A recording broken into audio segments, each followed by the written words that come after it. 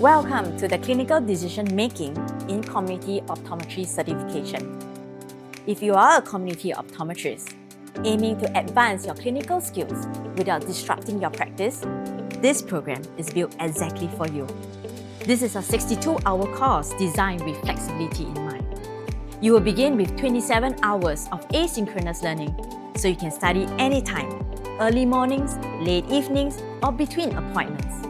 Access online modules, video demonstrations, and case studies whenever it suits your schedule. Your hands-on training begins at Singapore Polytechnic.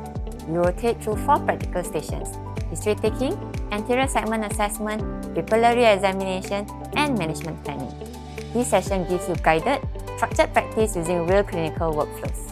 Finally, you will complete 7 supervised patient encounter sessions at Singapore National Eye Centre, applying your skills directly in real clinical environment under expert supervision. This program isn't just theory, it's practical, flexible learning that strengthens your clinical decision making and elevates your patient care. Let's take your optometry career to the next level.